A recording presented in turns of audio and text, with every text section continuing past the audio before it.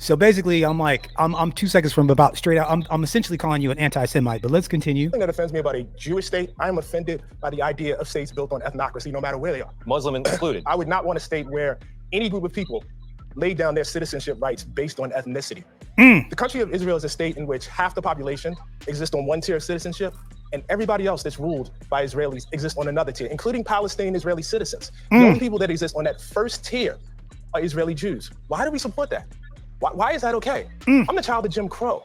I'm the child of people that were born into a country where that was exactly the case of American apartheid. I walk over there and I walk through the occupied territories and I walk down the street in Hebron. And a guy says to me, I can't walk down the street unless I profess my religion. I'm with another pastor. No. I want to. This is very, very important. It's extremely important. Get that out. I'm working with the person that is guiding me is a Palestinian whose father, whose grandfather and grandmother was born in this town. And I have more freedom to walk than he does. He can't ride on certain roads. He can't get water in the same way that Israeli citizens who live less than a mile away from him can. And why is that okay? Why is that? Why is there no agency? This is kind of relevant. I was going to cover this before by itself. Right. But the disrespect of black men has no end. There's no lack of content, people disrespecting black men. So Ta-Nehisi Coates just wrote a book, The Message. It's broken up into 3 parts, talking about area where he's from in I think he was like in New England somewhere here in the United States or Virginia. I forget where. Maybe North. I forget where he said here. I think he went to another place in Africa somewhere, and then he went to Israel. And he gave his hit the like button.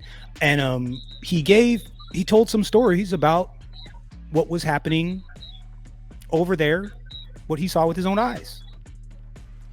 And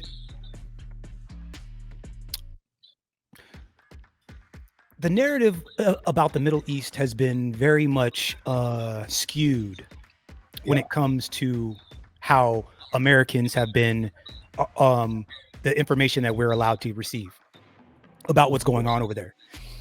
And I think that there's some stuff going on over there that just never really gets communicated to us.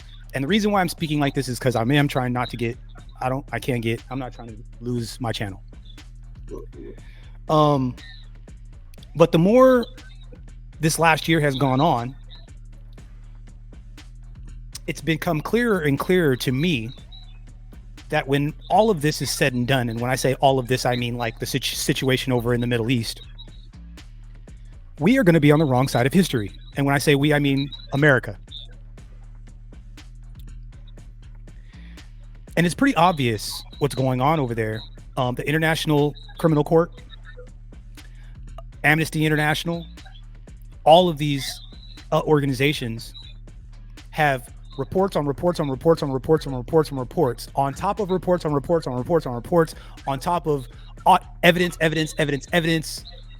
on top of more evidence that what's happening over there is absolutely the definition of the G word. And there is no question. It's clear as day what's going on. The starvation, the punishing the all of the society, the collective punishment is what it's called.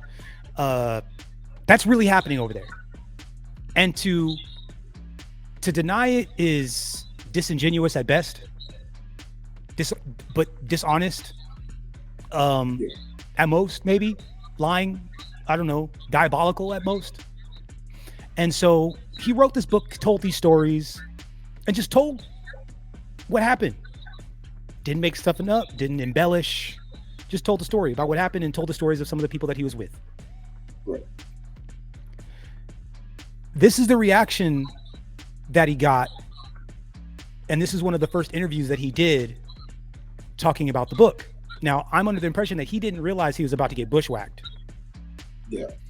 Now, in addition to how this gets kind of tipped off, I want you guys to pay attention to the optics, right? Because they're always got to have like a black person in the room when we're being told to, and I want you to resident Don Lemon. So let's look at who. let's because this kind of made me mad. I was like, yo, this is crazy. Like once again, the audacity of some of these people. Let's listen. Our next guest is the acclaimed New York Times best-selling author Ta-Nehisi Coates. His new book, The Message, is a trio of interconnected essays that examine how the stories we tell or avoid telling can shape and even distort our reality. In the book, Coates reflects on his emotional first trip to Africa to visit. So he went to Senegal. Dakar, Senegal. Then he takes readers to Columbia, South Carolina, where he reports on the attempted banning of one of his books on race. And finally, Coates travels to the Middle East to witness the Israeli-Palestinian conflict firsthand. Ta-Nehisi Coates, good morning. How you doing? Thanks for having me. Good morning, guys. Yeah, thank you for. So I just got here, and I think everything is being done in good faith at this point. Let's continue. Joining us, you say that this book is written specifically for writers, stating that. Now let's look at the stage. Let's look at all the players. So we got him, and then we've got the target. Yep. The tether and two white handlers. Yep. And then look at the posture. Let's look at the body language. Crossed legs. Okay. Not crossed legs. I don't know. Coincidence, maybe. I don't know. Let's continue. Oops. The task for young writers should be nothing less than changing the world. Why do you feel like writers should bear that responsibility? Saving the world. Saving the world, just to be really specific. Writing is how we interpret so much of everything that is around us. The Message is a political book. It argues that much of our politics actually happens before we walk into a voting booth, that our choices around us, that who we believe is human, who we don't believe is human, what policies we believe should be in the world, which policies we don't, are actually shaped largely by writing and the stories we tell. And so I believe that writers, and particularly young writers, have so much to do in the politics and in this time when, obviously we have so much conflict and there's so many quote unquote issues. Ta-Nehisi, I want to dive into the Israel-Palestine section of the book. It's the largest section of the book. So he dives in. I'm sorry. I thought it was the first question. It was not the first question. This is the first question. That was the first question. This is the first salvo though. And I have to say, when I read the book, I imagine if I took your name out of it, took away the awards and the acclaim, took the cover off the book, the publishing house goes away. The content of that section. So wait, let's think about this for a second. Let's listen to what he just said. And I have to say, when I read the book, I imagine if I took your name. If I took out of it, took your name out of it, away the awards and took away the awards, the acclaim, took the cover off the book, publishing house goes away. The publishing house goes away. So all the legitimacy of what makes the book an actual book. So basically, if I took your words, what you said, content of that section would not be out of place in the backpack of an extremist. In the backpack of an extremist.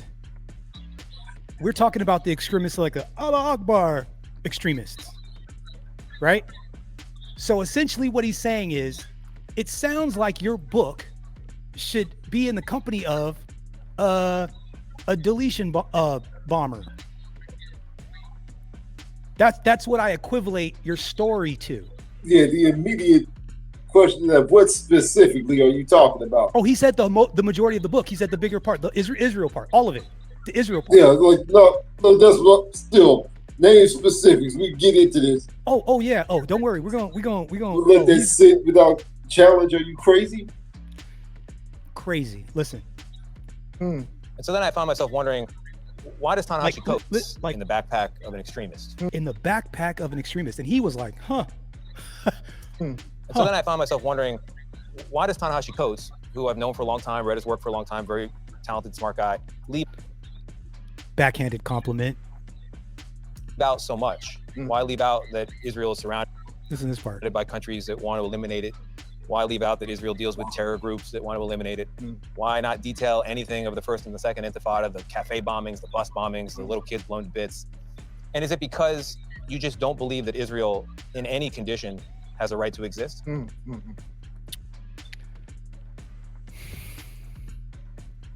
It's a hyperbolic fucking assumption there, sir. Isn't it though?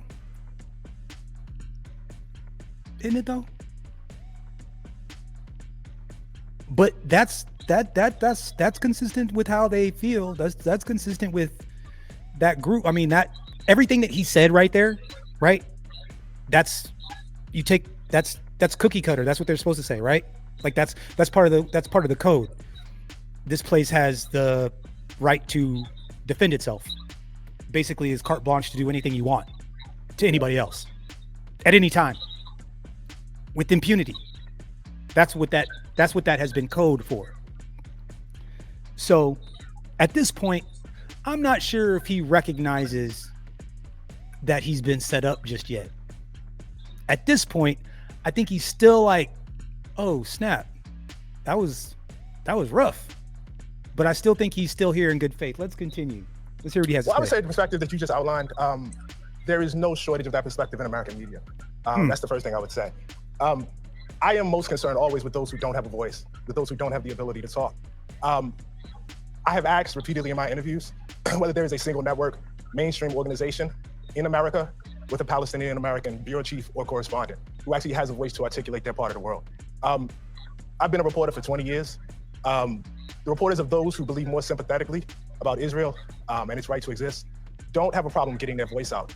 But what I saw in Palestine, what I saw on the West Bank, what I saw in Haifa in Israel, what I saw in the South Hebron Hills, those were the stories that I have not heard. And those were the stories that I was most occupied with. I wrote a 260-page book. It is not a treatise on the entirety of the conflict between the Palestinians and the Israelis. But if you were to read this book, you would be left wondering, why does any of Israel exist? What a horrific. So like, let him get the rest of his thought out. You know what I'm saying? No, like, fuck that though. Because I feel.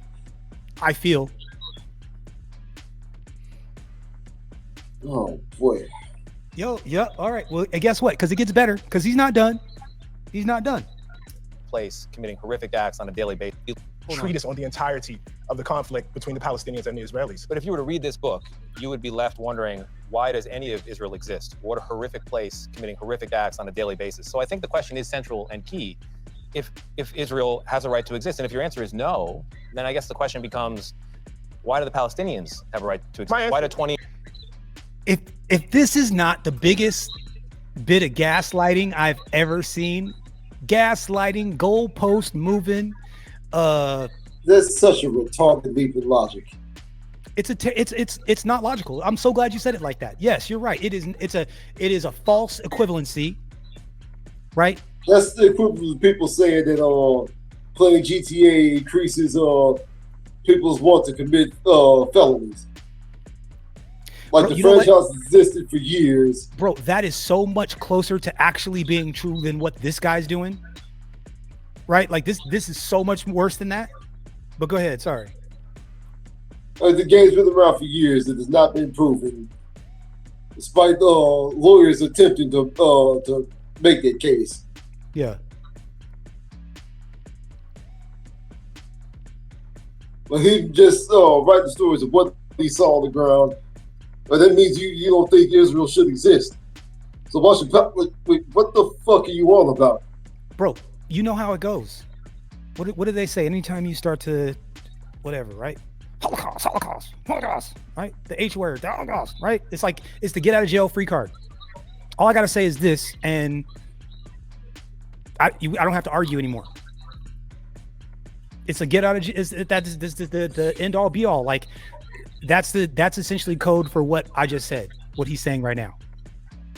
That's essentially what that is. Let's continue. Different Muslim countries. My answer is that no country in this world establishes its ability to exist. So at this point, I think he realizes, okay, all right, I got you. I know what time it is. Got it. Okay. Now I see what we're doing here. No problem. Rights.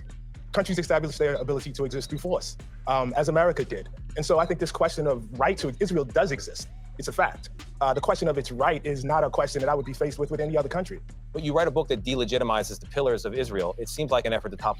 Delegitimizes the pillars.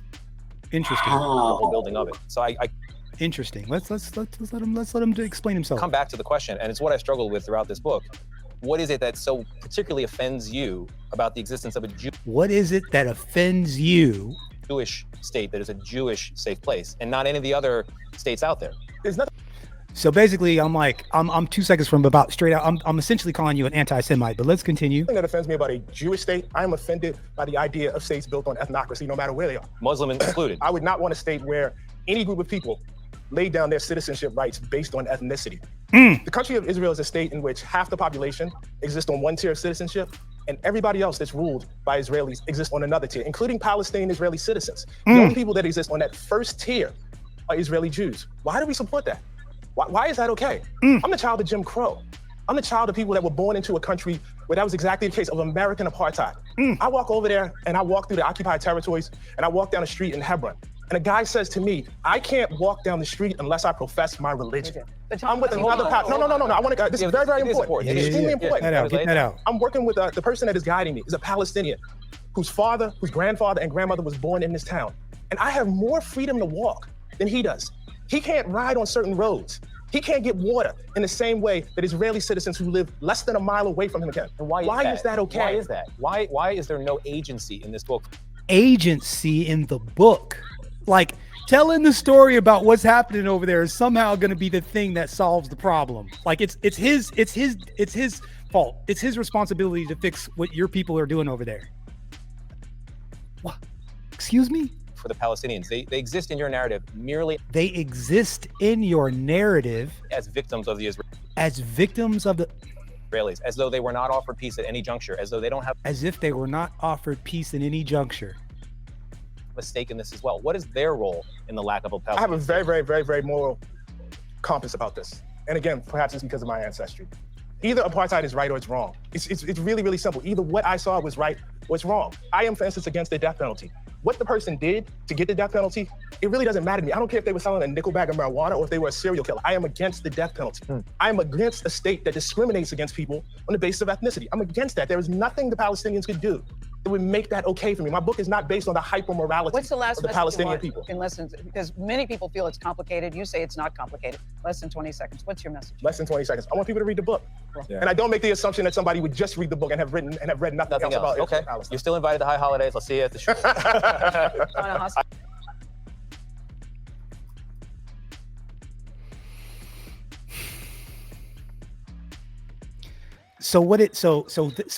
Gail, so my man asked the first question. He got hammered by the white guy during the middle of the interview. Mind you, this is only 6 minutes long. And then Gail King comes in and he's like, all right, final 20 seconds. See, we were fair. We gave him the last word.